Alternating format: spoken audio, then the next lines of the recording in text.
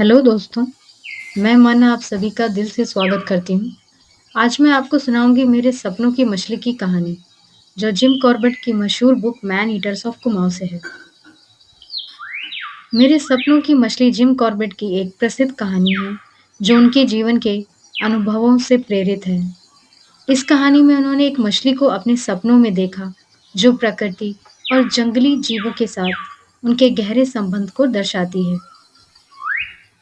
Jim Corbett, जो एक प्रसिद्ध शिकारी और वन्य जीवन संरक्षण थे, उन्होंने अपने सफर में कई जंगलों का अनुभव किया और वन्य जीवों के प्रति अपनी संवेदनशीलता को अपने लेखक में दर्शाया। इस कहानी के माध्यम से उन्होंने मानव और प्रकृति के बीच के गहरे रिश्ते को समझाने की कोशिश की है। तो चलिए कहानी शुरू करते हैं। जंगल की घनी हरियाली, पास में बहती झील और पहाड़ियों की गूंजती खामोशी। ऐसे ही रहस्यमय माहौल में सर जिम कॉर्बेट की यह रोमांचक कहानी शुरू होती है। एक दिन सर कॉर्बेट शिकार की तलाश में घूमते हुए जंगल में गए। तभी उनकी नज़र एक झील में चमकती सुनहरी मछली पर पड़ी, जो किसी सपने से कम नहीं थी। लेकिन तभी झाड़ियों के पीछे से एक भयानक गर्जन गूंजी। क्या हुआ आगे? किसने तोड़ी जंगल की शांति? जिम कॉर्बेट की बंदूक गरजी या किसी और ने बाजी मारी? ये कहानी बेहद रोमांच से भरी हुई है, जिसे सुनना आप बिल्कुल भी मिस करना नहीं चाहेंगे। तो चलिए इसके आगे की कहानी शुरू करते हैं। कहानी की शुरुआत में सर कॉर्बेट बताना चाहते हैं कि पहाड़ों से बहने वाली नदियों में मछली पकड़ने का रोमांच उनके लिए सभी बाहरी खेलों में सबसे आकर्षक था और किसी भी प्रकार के बाहरी खेल के आनंद में एक बहुत महत्वपूर्ण भूमिका निभाता है। और सर कॉर्बेट को यकीन था कि सपनों की मछली को ऐसे अनुकूल माहौल में पकड़ने से एक मछुआरे को उतना ही कम आनंद मिलेगा जितना कि डेविस कप जीतने पर किसी टेनिस खिलाड़ी को होती है। जिस नदी में सर कॉर्बेट मछली पकड़ने गए थे, वो लगभग 40 मील लंबाई तक एक खूबसूरत घाटी से होकर बहती थी, जो जंगली जानवरों से भरी हुई थी और पक्षी जीवन से गुलजार थी। सर कॉर्बेट को जिज्ञासा हुई कि एक दिन में कितने प्रकार के जानवर और पक्षी दिखाई देते हैं, और उस दिन की शाम तक उनकी गिनती में शामिल थे जानवरों में सांभर, चीतल, काकर, घुरल, जंगली सूअर, जंगूर और लाल बंदर। और पक्षियों में अन्य प्रजातियों में मोर, जंगली मुर्गे, कालिज तीतर, काले तीतर और झाड़ी तीतर भी शामिल थे। इसके अलावा सर कॉर्बेट ने नदी में 5 ऊदबिलावों के एक समूह को देखा, कुछ छोटे मगरमच्छ और एक अजगर को भी देखा। अजगर एक बड़े स्थिर जलाशय की सतह पर लेटा हुआ था, जिसमें केवल उसका चपटा सर और आंखें चमकती हुई साफ पानी के ऊपर दिखाई दे रही थीं। वो दृश्य ऐसा था जिसे सर कॉर्बेट लंबे समय से अपने कैमरे में कैद करना चाहते थे।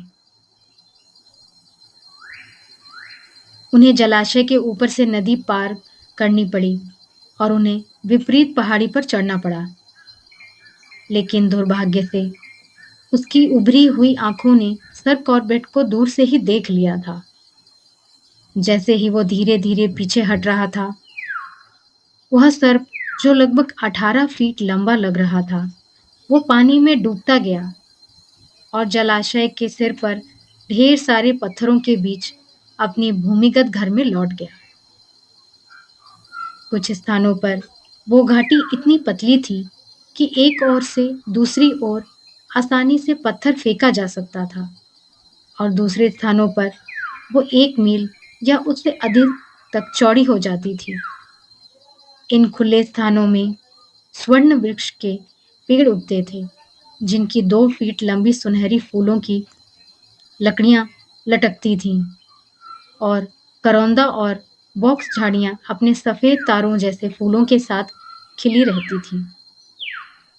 उन फूलों से आने वाली मिली-जुली खुशबू हवा को भर देती थी, जो पक्षियों के वसंत गीतों से गूंजती थी और एक अत्यंत मनमोहक सुगंध फैलाती थी। उन परिवेशों में महसीर मछली को पकड़ना वास्तव में राजाओं के लिए एक उपयुक्त खेल कहा जा सकता है। दोस्तों, मैं यहाँ आप लोगों को महसीर मछली का मतलब बताना चाहती हूँ कि महसीर मछली उसे कहा जाता है जो एक बड़ी और शक्तिशाली मछली होती है, जिसे पकड़ने में बहुत समय लगता है। लेकिन इस खेल प्रेमियों के स्वर्ग में सर कॉर्बेट की यात्रा का उद्देश्य महसीर को पकड़ना नहीं था, बल्कि दिन के उजाले में एक टाइगर की तस्वीर लेने की कोशिश करना था। जब प्रकाश की स्थिति सही नहीं थी, तभी सर कॉर्बेट ने अपनी मूवी कैमरे को छोड़कर मछली पकड़ने की छड़ी उठा ली थी। एक दिन सर कॉर्बेट सुबह से ही बाहर थे और लगातार कुछ घंटों तक एक टाइग्रेस और उसके 2 शावकों की तस्वीर लेने की कोशिश कर रहे थे। वो टाइग्रेस एक युवा जानवर थी और सभी युवा मादाओं की तरह थोड़ी घबराई हुई थी। जब भी सर कॉर्बेट उसके पास पहुंचने की कोशिश करते थे, वह शावकों को लेकर घने झाड़ियों में चली जाती थी और शावकों के साथ रहने पर किसी भी टाइग्रेस की सहनशक्ति की एक सीमा होती है, चाहे वह युवा हो या वृद्ध। जब वो सीमा पार हो गई, तो सर कॉर्बेट ने अपनी रणनीति बदली। उन्होंने खुले मैदानों के ऊपर पेड़ों पर बैठने की कोशिश की और लंबे घास में लेटकर उस स्थिर जलाशय के पास इंतजार किया, जहां वह और उसके शावक पानी पीने आते थे। लेकिन यह प्रयास भी असफल रहा। जब डूबते सूरज की रोशनी ने खुले स्थानों में छाया डालनी शुरू की, तो उन्होंने कोशिश छोड़ दी।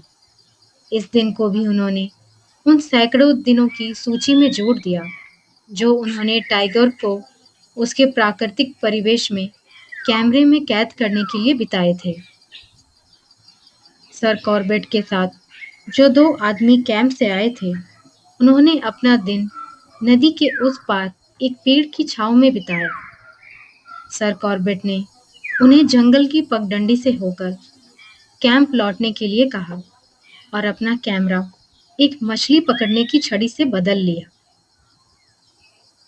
सर कॉर्बेट नदी के किनारे यह सोचकर चल पड़े कि अपने रात के खाने के लिए मछली पकड़ेंगे।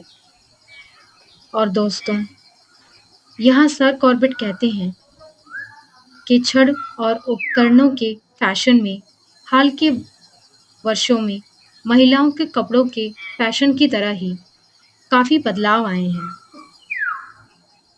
18 फुट की ग्रीन हार्ट छड़ें, जिनके मजबूत और टिकाऊ साथी उपकरण हुआ करते थे, अब वैसे उपकरण कहीं गायब हो गए हैं और उन्हें संभालने के लिए ताकत वाली मांसपेशियां भी अब नहीं रही हैं।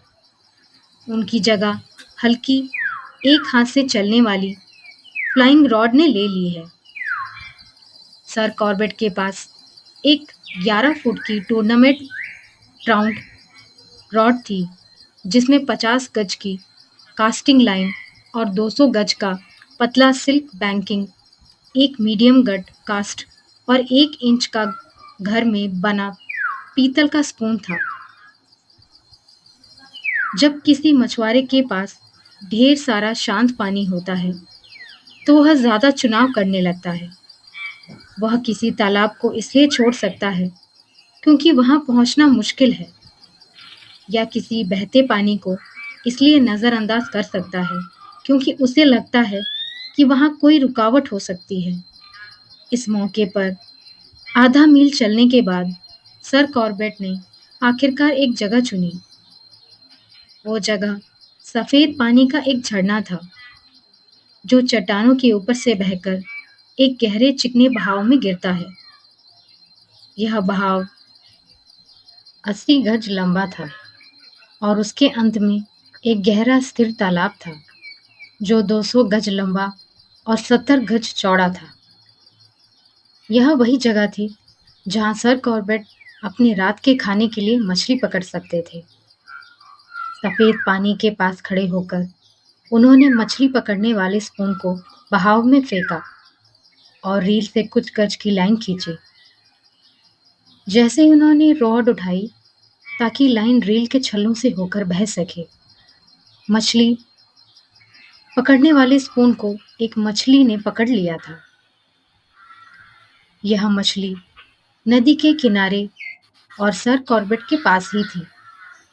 बड़ी किस्मत से बची हुई ढीली लाइन रील के ड्रम पर कसी रही और रॉड के बट या रील के हैंडल में उलझी नहीं, जैसा कि अक्सर होता है। एक झटके में मछली नीचे की ओर बहाव में चली गई। अच्छी तरह से चिकनी रील खुशी के गीत गाने लगी क्योंकि लाइन तेजी से उससे खींची जा रही थी। 50 गज की कास्टिंग लाइन और 100 गज का बैंकिंग तेजी से निकल गया और सर कॉर्बेट की बाईं उंगलियों पर जलन के निशान छोड़ गया। लेकिन अचानक जैसे ही उस मछली का दौड़ना शुरू हुआ था, वैसे ही अचानक रुक भी गया और लाइन एकदम शांत हो गई। ऐसे मौकों पर जो अनुमान लगाए जाते हैं, वो उनके दिमाग में एक दूसरे का पीछा कर रहे थे और सर कॉर्बेट की भावनाओं को शांत करने के लिए कुछ तीखे शब्द भी साथ में थे। पकड़ बिल्कुल सही थी, इसमें कोई शक नहीं था। कुछ दिन पहले ही उन्होंने पायलट गट कंपनी से प्राप्त छोटे-छोटे गट के टुकड़ों से यह कास्ट तैयार किया था, जो अच्छी तरह से बांधा और परखा गया था। संदेह का केंद्र रिंग थी और किसी पिछले मौके पर पत्थर से टकराकर उस पार दरार पड़ गई थी और टूट गई थी। रील पर 60 गज लाइन वापस आ चुकी थी जब सर कॉर्बेट ने देखा कि ढीली लाइन बाईं ओर मुड़ रही थी और कुछ ही पल बाद यह ऊपर की ओर तेज धार बनाते हुए जा रही थी। मछली अभी भी लगी हुई थी और सफेद पानी की ओर जा रही थी। वहां पहुंचकर सर कॉर्बेट ने मछली को ऊपर की ओर सीधे कोण से खींचना शुरू किया और नीचे की ओर खींचने के सभी प्रयासों के बावजूद वह मछली टस से मस नहीं हुई। समय बीतता गया और सर कॉर्बेट को यकीन होने लगा कि मछली निकल चुकी थी और लाइन किसी अवरोध में फंस गई थी। लेकिन यह बार फिर जब सर कॉर्बेट उम्मीद छोड़ने ही वाले थे, तो लाइन ढीली हो गई और कुछ पलों के बाद फिर से कस गई। जैसे ही मछली दूसरी बार पागलों की तरह नीचे की ओर बहाव में भाग रही हो। अब ऐसा लग रहा था कि उसने यह तय कर लिया था कि वह नदी के इस हिस्से को छोड़कर पुल के नीचे की तेज धारा में चली जाएगी। एक मजबूत निरंतर दौड़ में वह पुल के अंतिम छोर तक पहुंच गई, जहां पानी फैल गया था। मछली ने थोड़ी देर के लिए संकोच किया और आखिरकार वापस पुल में लौट गई। कुछ देर बाद वह पहली बार सतह पर दिखी, लेकिन अगर रॉड की नोक से लेकर पुल के दूसरी ओर स्पष्ट रूप से दिख रही उस वस्तु तक खींची हुई तनी हुई लाइन न होती, तो यह मानना मुश्किल होता कि उस बड़े त्रिकोणीय पंख का मालिक, जो पानी से 5 इंच ऊपर निकला हुआ था, सर कॉर्बेट के पैरों के कुछ गज की दूरी पर एक फ्लाई स्पून को निगल गया था। पुल की गहराई में वापस वह धीरे-धीरे पानी में लाई गई। एक ट्राउट रॉड से अकेले बड़े मछली को किनारे तक लाना आसान काम नहीं है।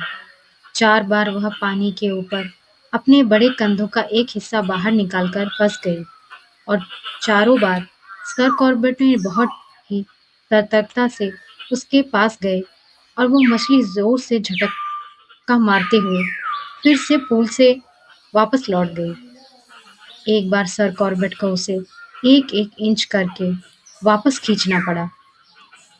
पांचवी कोशिश में जब सर कॉर्बेट ने रॉड के हैंडल को मछली से टकराने से बचाने के लिए रॉड को उल्टा पकड़ा, छल्ले को ऊपर की ओर करते हुए, तब मछली ने सर कॉर्बेट को हाथ लगाने और सावधानी से उसे उथले पानी से होते हुए सूखी जमीन पर खींचने की अनुमति दे दी। एक मछली जिसे पकड़ने के इरादे से सर कॉर्बेट निकले थे और आखिरकार जिसे उन्होंने पकड़ भी लिया था, लेकिन वह मछली उस रात उनके खाने का हिस्सा नहीं बन पाई। तो दोस्तों, मैं आप सबसे एक सवाल पूछना चाहती हूँ। क्या मछली को तेज नुकीले हुक से पकड़ना सही है या गलत? आपकी इस पे क्या राय है? कमेंट करके ज़रूर बताएं। सर कॉर्बेट और कैंप के बीच 3.5 मील का ऊबड़-खाबड़ रास्ता था, जिसका आधा हिस्सा उन्हें अंधेरे में तय करना था। जब सर कॉर्बेट ने अपने 11 पाउंड के कैमरे को वापस भेजा, तब उन्होंने वो सूती रस्सी अपने पास रख ली थी, जिसका उपयोग वो पेड़ों पर चढ़ने के बाद कैमरे को ऊपर खींचने के लिए करते थे।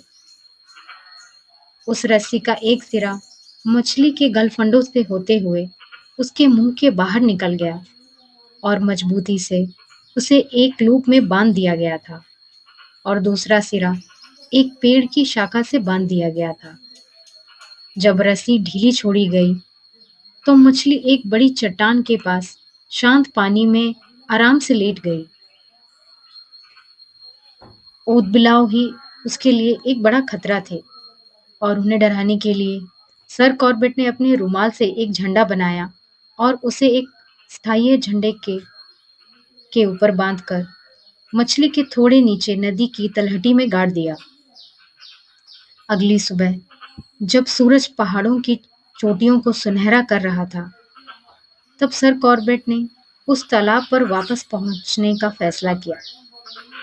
मछली उसी जगह पर पड़ी थी जहां सर कॉर्बेट ने पिछली शाम को उसे छोड़ा था। शाखा से रस्सी खोलने के बाद सर कॉर्बेट ने उसे अपने हाथ पर लपेट लिया और मछली के पास जाने के लिए चट्टान से नीचे उतरने लगे। सर कॉर्बेट के नजदीकी से घबराकर यह रस्सी की कंपन को महसूस करने से मछली अचानक जीवित हो उठी और एक जबरदस्त झपट्टा मारते हुए ऊपर की ओर भागी। उस झटके से सर कॉर्बेट को अपने पैरों को ढलान वाली और फिसलन भरी चट्टान पर टिकाने का समय नहीं मिला और वो सिर के बल सीधे तालाब में गिर पड़े। और उन पहाड़ी नदियों में गहरे पानी में जाने का उन्हें बेहद डर था, क्योंकि भूखे अजगर के घेरे में आने का ख्याल ही सर कॉर्बेट को सिहरन से भर देता था। सर कॉर्बेट की इस हालत को देखने के लिए वहां कोई भी गवाह मौजूद नहीं था। जैसे तैसे उन्होंने खुद को तालाब के दूसरी ओर निकलकर खुद को संभाला। मछली अब भी उनके दाएं हाथ में बंधी हुई थी। इतने में वो लोग भी वहां आ गए जिन्हें उन्होंने अपने पीछे पीछे आने को कहा था। सर कॉर्बेट ने मछली को उन्हें सौंप दिया ताकि वह उस नदी के किनारे उनके कैंप तक ले जाएं, और वो आगे बढ़ गए ताकि कपड़े बदल सकें और अपना कैमरा तैयार कर सकें। मछली का वजन मापने का कोई साधन उनके पास नहीं था, लेकिन वह 50 पाउंड की लग रही थी। हालांकि मछली का वजन इतना मायने नहीं रखता, क्योंकि समय के साथ वजन तो भुला दिया जाता है, लेकिन वह माहौल जिसमें यह खेल खेला गया कभी नहीं भुलाया जा सकता। वर्ण से घिरा वह सटील नीला तालाब, जहां पानी चट्टानों और कंकड़ों पर गिरने से पहले थोड़ा ठहरता है, फिर दूसरी ओर एक और सुंदर तालाब बनाने के लिए आगे बढ़ता है। एक चमकीले रंग का किंगफिशर जो पानी की सतह को तोड़ता है, अपने पंखों से हीरो की बौछार छोड़ते हुए खुशी भरी चहचहाट के साथ ऊपर उठता है। उसकी चटक लाल चोंच में एक चांदी जैसी मछली का बच्चा फंसा हुआ होता था। जंगल में सांबर की बांसुरी जैसी पुकार और चीतल का सुरमय आहमन जो जंगल के जीवों को यह बता रहे थे कि टाइगर, जिसकी ताज़ा पदचिह्न कुछ मिनट पहले नदी पार करते हुए गीली रेत पर दिखे थे, उस रात के भोजन की तलाश में निकला था।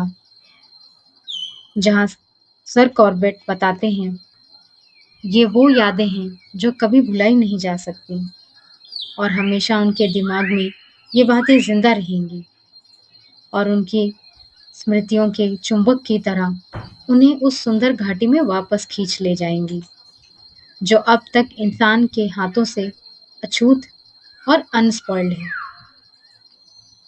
और दोस्तों, यहाँ मेरे सपनों की मछली की कहानी खत्म होती है। अगर आपको यह सच्ची कहानी पसंद आई हो, तो इस वीडियो को लाइक और शेयर ज़रूर करें। ऐसे ही और भी रोमांचक और सच्ची कहानियों को सुनने के लिए मेरे चैनल को सब्सक्राइब करना ना भूलें और नई कहानी और अपडेट्स के लिए मेरे चैनल पर बने रहें। और दोस्तों, अगर आपके पास भी ऐसी कोई रोमांचक कहानी है, तो कमेंट बॉक्स में हमें ज़रूर बताएं। मैं उस पे भी वीडियो बनाऊंगी और आपका नाम भी मेंशन करूंगी। धन्यवाद।